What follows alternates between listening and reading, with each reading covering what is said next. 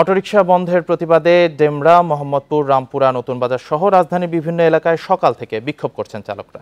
এতে এসব এলাকায় যান চলাচল বন্ধ হয়ে যায়। চরম বিপাকে পড়েন যাত্রীরা।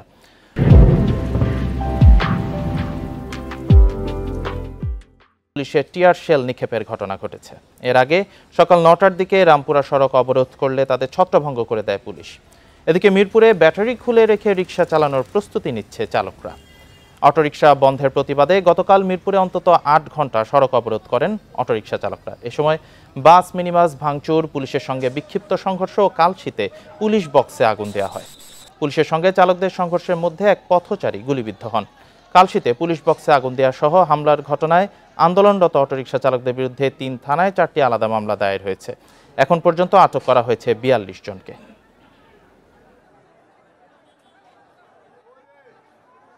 এই ওয়াপদা রোডের মুখ এবং এটা হলো হাতিরঝিল থানা, পাশাপাশি আমাদের রামপুরা থানার যে আপনার বেটার লাইফ হসপিটাল, এই দুই জায়গায় তারা বিচ্ছিন্নভাবে এসে জড়ো হয়ে আমাদের এই মেইন রোডটা বন্ধ করে দিয়েছে। প্রায় ৪০-৪৫ মিনিট রাস্তা বন্ধ ছিল।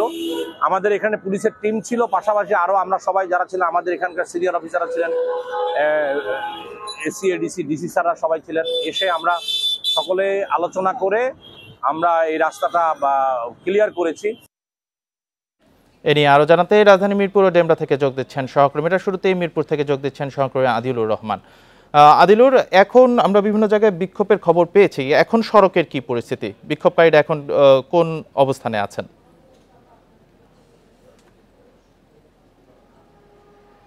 দেখুন, গতকালের যে বিক্ষোভ হয়েছে, ধাওয়া পাল্টা দেওয়ার ঘটনা ঘটেছে, পুলিশ বক্সে আগুন দেওয়ার ঘটনা ঘটেছে কিন্তু আসলে এই মিরপুর এলাকায়। আমি ঠিক এই মুহূর্তে কালশী এলাকায় আছি এবং মিরপুরের বিভিন্ন এলাকা আসলে ঘুরেছি। শুধুমাত্র সকালবেলায় তালতলা এলাকায় বিক্ষোভ শুরু করে এই অটোরিকশা চালানোর দাবিতে তারা ওখানে অবস্থান নিয়েছিল। এরপরে কিন্তু আসলে পুলিশ তাদের সেখান থেকে সরিয়ে দেয় এবং ৬ জনকে সেখান থেকে আটক করা হয়। এছাড়া মিরপুর এলাকায় আজকে কোনো ধরনের কোনো বিক্ষোভ বা পুলিশের সঙ্গে ধাওয়া পাল্টা দেওয়ার ঘটনা কিন্তু আসলে ঘটেনি। আমরা যে এলাকাটিতে এই মুহূর্তে আছি, এই এলাকায় প্রত্যেক দিন দেখা যেত যে অটো চালকদের একটা দৌরাত্ম্য থাকতো, অটো রিক্সা চালকদের, সেটি কিন্তু আসলে আজকে আমরা দেখতে পাচ্ছি না। পুলিশের বিভিন্ন টিম মিরপুরের বিভিন্ন গুরুত্বপূর্ণ যে এলাকাগুলো আছে সেই এলাকাগুলোতে অবস্থান নিয়েছেন, সেখানে কিন্তু আসলে তারা জড়ো হয়েছেন। অর্থাৎ আজকে বলা যায় যে মিরপুর এলাকায় গতকালকে যারা বিক্ষোভ করেছিলেন তারা কিন্তু আজকে আসলে বের হননি এবং কোনো ধরনের কোনো বিক্ষোভের যে ঘটনা, সেই ঘটনাগুলো আসলে ঘটেনি। তবে আমরা মিরপুর এলাকার বিভিন্ন যে রিক্সার গ্যারেজগুলো আছে সেই গ্যারেজগুলোতে যখন আসলে আমরা গিয়েছি, সেখানে আসলে দেখতে পেয়েছি যে রিক্সা থেকে ব্যাটারি এবং মোটর সেটি আসলে খুলে ফেলছেন চালকরা। খুলে ফেলে পায়ে চালিত যে রিক্সা, সেই রিক্সার আদলে কিন্তু আবার সেই রিক্সাগুলো পুনরায় করা হচ্ছে। আমরা তাদের সঙ্গে কথা বলেছিলাম, তারা বলছেন যে যেহেতু আসলে এই অটো রিক্সাগুলোকে অবৈধ হিসেবে ঘোষণা করা হয়েছে এবং পুলিশ বিভিন্ন সময় আসলে অভিযান চালাচ্ছে এবং গতকালকে ধাওয়া পাল্টা দেওয়ার ঘটনা ঘটেছে, এর পরপরই কিন্তু আসলে তারা সেই রিক্সাগুলো থেকে ব্যাটারি বা যে মোটরগুলো আছে সেই মোটরগুলো আসলে তারা খুলে ফেলছেন। তারা বলছেন যে যেহেতু আসলে তাদেরকে রিক্সা চালাতেই হবে জীবিকার তাগিদে, সে কারণে তারা কিন্তু আসলে সেই কাজগুলো আসলে করছেন। এবং একই সাথে পুলিশের পক্ষ থেকে মিরপুর এলাকায় গতকালকে যে ধাওয়া পাল্টা দেওয়ার ঘটনা ঘটেছে, সেখানে 4টি থানা, অর্থাৎ পল্লবী থানায় 2টি, কাফরুল থানায় 1টি এবং মিরপুর থানায় 1টি, এই মোট 4টি মামলা দায়ের করা হয়েছে এবং 42 জনকে কিন্তু আসলে গ্রেপ্তার করা হয়েছে। তাদেরকে এরই মধ্যে আদালতে পাঠানো হয়েছে বলে কিন্তু পুলিশের পক্ষ থেকে আমাদেরকে জানানো হয়েছে। অর্থাৎ সব মিলিয়ে বলা যায় যে মিরপুর এলাকা আজকে কিন্তু আসলে বেশ শান্তই বলা যায়। তো আমার কাছে মিরপুর এলাকা থেকে এটি ছিল সবশেষ। আদিলুর সাথেই থাকবেন। এবার ডেমরা থেকে যোগবেন সহকর্মী নাহিদ কামাল। নাহিদ, আদিলুর যেমনটি বলছিলেন, মিরপুরের পরিস্থিতি এখন অনেকটাই শান্ত, ডেমরার পরিস্থিতি সম্পর্কে জানাবেন।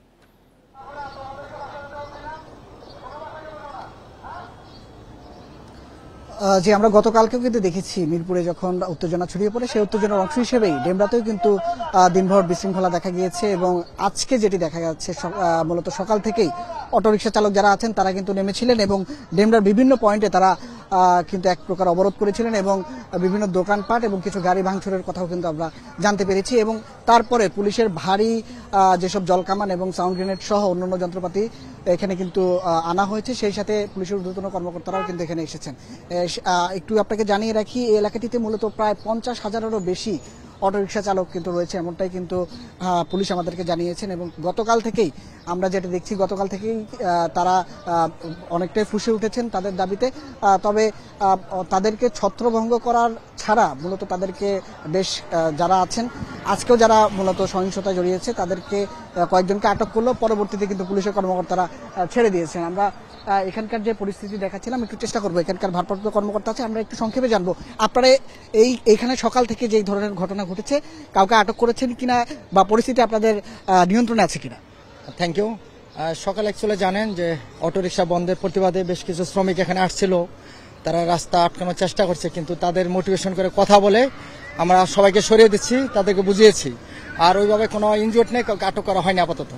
যেমনটা বলছেন, আমরা কথা বলছিলাম ডেমরা থানার ভারপ্রাপ্ত কর্মকর্তা জহিরুল ইসলামের সাথে। তারা বলছেন যেটি তারা সকালে যেহেতু এখানে বিশৃঙ্খলা ঘটেছে সেই বিষয় মাথা নিয়েই মূলত তারা এখানে বাড়তি পুলিশ মোতায়েন রেখেছেন এবং মূলত ডেমরার কোনাপাড়া যাত্রাবাড়ি এরিয়া যেটি রয়েছে সেই এরিয়া সহ মৃধাবাড়ি এবং কাজলার যে পয়েন্ট রয়েছে সেখানে আমরা কিন্তু দেখেছি অটোরিকশা চালক এবং এই সংশ্লিষ্ট যারা আছেন তারা কিন্তু বিভিন্ন সড়কে অবস্থান নেওয়ায় একেবারে যান চলাচল ওই সড়কগুলোতে বন্ধ হয়ে গিয়েছে। আমি এখন যে জায়গাটিতে আছি ডেমরার স্টাফ কোয়ার্টার মোড়, এই জায়গাটিতেও যদি দেখাই আপনাকে, এখানেই কিছুক্ষণ আগে অনেকটা তাণ্ডব চলেছে অটোরিকশা চালকদের সাথে পুলিশের, কিন্তু পরবর্তীতে যেটি দেখা যাচ্ছে একেবারে এখানে কোনো প্রকার কিন্তু বাহন পাওয়া যাচ্ছে না। প্রচুর মানুষ অপেক্ষা করছেন তাদের গন্তব্যে পৌঁছাতে, কিন্তু কোনো প্রকার বাহন কিন্তু এখানে দেখা যাচ্ছে না। তো সার্বিক পরিস্থিতি বলা চলে যেটি এখানকার পরিস্থিতি অনেকটাই নিয়ন্ত্রণে আছে পুলিশ বলছে, কিছুটা বিশৃঙ্খলা হলেও এখনকার পরিস্থিতি অনেকটাই শান্ত।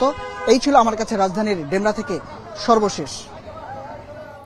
এদিকে মন্ত্রিপরিষদ সভায় অটোরিকশা ব্যাটারি চালিত অটোরিকশা বন্ধের যে দাবিটি সেটাই হচ্ছে গিয়ে বাতিল করেছেন প্রধানমন্ত্রী। নিম্ন আয়ের মানুষের কথা চিন্তা করে এটি বাতিল করেছেন, অর্থাৎ ব্যাটারি চালিত অটোরিকশা চলতে পারবে। এদিকে বিক্ষোভের খবর জানাচ্ছিলেন অটোরিকশা চালকদের, এখন পর্যন্ত পরিস্থিতি শান্ত আছে। মিরপুর ও ডেমরা থেকে জানাচ্ছিলেন আমাদের সহকর্মী। উপজেলা পরিষদ নির্বাচনের দ্বিতীয় ধাপে 156টি উপজেলায় ভোট গ্রহণ হবে আগামীকাল। এই উপলক্ষে আজ বিভিন্ন ভোট কেন্দ্রে পাঠানো হচ্ছে নির্বাচনী সরঞ্জাম। উপজেলা নির্বাচন উপলক্ষে লক্ষ্মীপুরের রামগঞ্জ ও রায়পুর উপজেলার 181টি ভোট কেন্দ্রে পাঠানো হচ্ছে নির্বাচনী সামগ্রী। সকাল থেকে বিভিন্ন উপজেলার সহকারী রিটার্নিং কর্মকর্তার কার্যালয় থেকে এসব সামগ্রী দেওয়া হচ্ছে। এদিকে চাঁদপুর সদর উপজেলার চরাঞ্চল ইব্রাহিমপুর ও রাজরাজেশ্বর ইউনিয়নে সুষ্ঠু ও নিরপেক্ষ নির্বাচনের পরিবেশ বজায় রাখতে কাজ শুরু করেছে কোস্টগার্ড।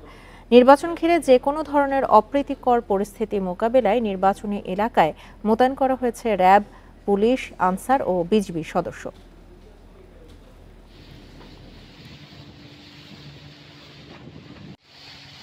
নির্বাচন সুষ্ঠুভাবে করার জন্য আমাদের পুলিশের পক্ষ থেকে পর্যাপ্ত নিরাপত্তা ব্যবস্থা নেওয়া হয়েছে।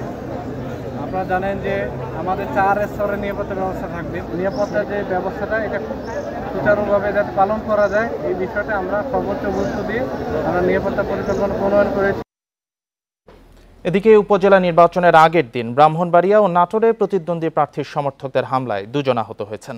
এর মধ্যে ব্রাহ্মণবাড়িয়ার কসবাতে চেয়ারম্যান প্রার্থীর সমর্থককে কুপিয়ে ও গুলি করে আহত করা হয়েছে। ভোরে উপজেলার শাহপুরে এ ঘটনা ঘটে। আহত ইমদাদুল হক পলাশ জেলা ছাত্রলীগের যুগ্ম সাধারণ সম্পাদক ও কসবা উপজেলা চেয়ারম্যান প্রার্থী রাশেদুল কাউসার ভূঁইয়ার জীবনের সমর্থক। প্রতিদ্বন্দ্বী প্রার্থী সাইদুর রহমান স্বপনের সমর্থক আব্দুল আজিজের নেতৃত্বে হামলা বলে দাবি তার। এই ঘটনায় একজনকে আটক করা হয়েছে। এদিকে নাটোরের বাগাতিপাড়ায় চেয়ারম্যান প্রার্থী SM জাহাঙ্গীর হোসেনের এক সমর্থকের বাড়িতে হামলা হয়েছে। মধ্যরাতে এই ঘটনায় গুরুতর আহত শহীদুল ইসলাম নাটোর সদর হাসপাতালে চিকিৎসাধীন।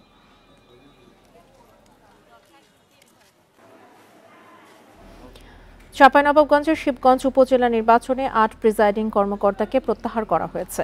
প্রার্থীর পক্ষে প্রচারণায় অংশ নেওয়া সহ নানা অভিযোগে তাদের দায়িত্ব থেকে অব্যাহতি দেওয়া হয়। সকালে রিটার্নিং কর্মকর্তা ও অতিরিক্ত জেলা প্রশাসক আহমেদ মাহবুবুল ইসলাম জানান, প্রার্থীদের অভিযোগের প্রেক্ষিতে প্রিজাইডিং কর্মকর্তাদের বিষয়ে তদন্ত হয়। এতে অভিযোগ প্রমাণিত হওয়ায় 8 জনকে অব্যাহতি দেওয়া হয়েছে। তাদের বদলে নতুন নিয়োজিত কর্মকর্তারা দায়িত্ব পালন করবেন। আগামীকাল শিবগঞ্জ উপজেলার 166টি কেন্দ্রে ভোট হবে। এবার চেয়ারম্যান ও ভাইস চেয়ারম্যান পদে লড়ছেন 11 জন প্রার্থী।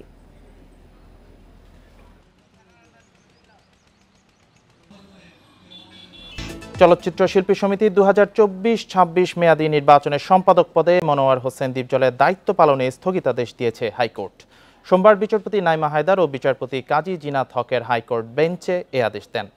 একই সঙ্গে চলচ্চিত্র শিল্পী সমিতির নির্বাচনে অনিয়মের ঘটনা তদন্তের নির্দেশ দিয়েছে আদালত।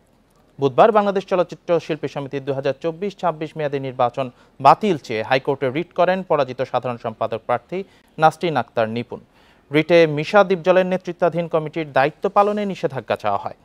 নির্বাচনে অনিয়ম ও কারচুপির অভিযোগ এনে এ ঘটনা তদন্তে কমিটি গঠনের নির্দেশনা চাওয়া হয়েছিল রিটে। পাশাপাশি নতুন করে নির্বাচনের তফসিল ঘোষণার নির্দেশনাও চাওয়া হয় ওই রিটে। নির্বাচনে জয়ী হয় মিশা দীপজল প্যানেল। গত 20 এপ্রিল শিল্পী সমিতির নির্বাচনের ফল ঘোষণা করা হয়। নারায়ণগঞ্জের 2500-এ এক কিশোরীকে গণধর্ষণের অভিযোগে অস্ত্রশস্ত্র সহ 4 জনকে গ্রেপ্তার করেছে র্যাব।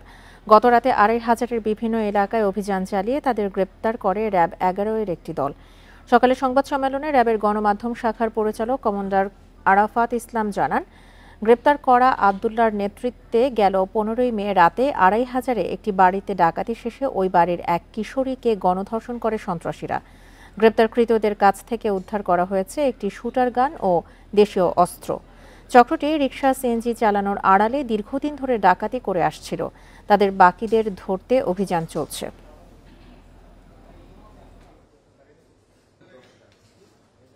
তারা প্রায় 1 বছরের অধিক কাল ধরে এই সকল ধরনের কাজ, চুরি, ডাকাতি, ছিনতাই এর কাজে তারা লিপ্ত ছিল।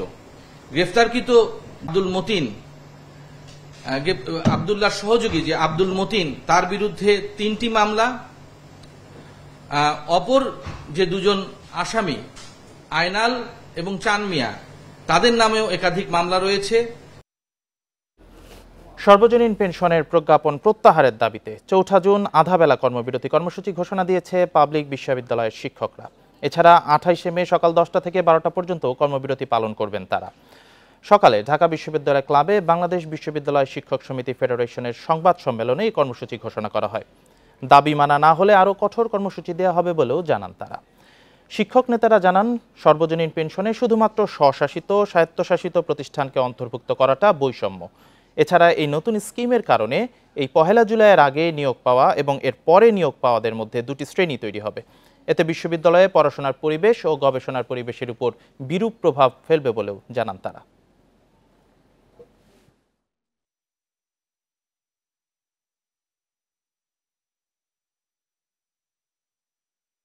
আগামী 25 মে 2024 তারিখের মধ্যে এ বিষয়ে কোনো ধরনের কার্যকর উদ্যোগ গ্রহণ করা না হলে 26 মে 2024 তারিখ রবিবার সারা দেশে পাবলিক বিশ্ববিদ্যালয়ের শিক্ষকরা একযোগে সকাল 11:30 থেকে মানববন্ধন কর্মসূচি পালন করবে। 28 মে 2024 তারিখে মঙ্গলবার সারা দেশে বাংলাদেশ পাবলিক বিশ্ববিদ্যালয় সমূহের শিক্ষকরা একযোগে সকাল 10টা থেকে 12টা পর্যন্ত 2 ঘন্টার কর্মবিরতি পালন করবে। পরীক্ষা সমূহ কর্মবিরতির আওতামুক্ত থাকবে। পার্বত্য জেলা রাঙামাটিতে শান্তি চুক্তি বিরোধী ইউপিডিএফ এর ডাকে আধাবেলা সড়ক ও নৌপথ অবরোধ পালিত হয়েছে। লংগদুতে এক ইউপিডিএফ সদস্য সহ 2 জনকে হত্যার প্রতিবাদে এই কর্মসূচির ডাক দেয় সংগঠনটি। অবরোধে রাঙামাটির সাথে দূরপাল্লার বাস ও ট্রাক চলাচল বন্ধ থাকে। সকালে খাগড়াছড়ি রাঙামাটি সড়কের কতুকছড়ি, রাঙামাটির সাজেক বিভিন্ন এলাকায় গাছের গুড়ি ও টায়ার জ্বালিয়ে বিক্ষোভ করেন ইউপিডিএফ কর্মীরা। অবরোধে ঢাকা, চট্টগ্রাম সহ বিভিন্ন এলাকা থেকে আসা যাত্রী ও পণ্যবাহী যানবাহন রাঙামাটি চট্টগ্রাম মহাসড়কের সাতছড়ি খামারপাড়া এলাকায় আটকে পড়ে। এর আগে রোববার এক বিবৃতিতে হত্যায় জড়িতদের গ্রেপ্তারের দাবি জানানো হয়। শনিবার লংগদুর বড় হাড়িহাবা এলাকায় ইউপিডিএফ কর্মীদের ওপর সশস্ত্র দুর্বৃত্তরা হামলা চালায়। নিহত হন সংগঠনের সদস্য বিদ্যাধন চাকমা ও সমর্থক ধন্যমণি চাকমা। আর এই ছিল এখনকার বিরতিহীন সংবাদ দুপুর। এছাড়া ইন্ডিপেন্ডেন্ট টেলিভিশনের সব খবর আরও বিস্তারিত জানতে চোখ রাখুন ফেসবুক, ইউটিউব এবং এক্সে। ধন্যবাদ সবাইকে। আমন্ত্রণ পরের আয়োজন।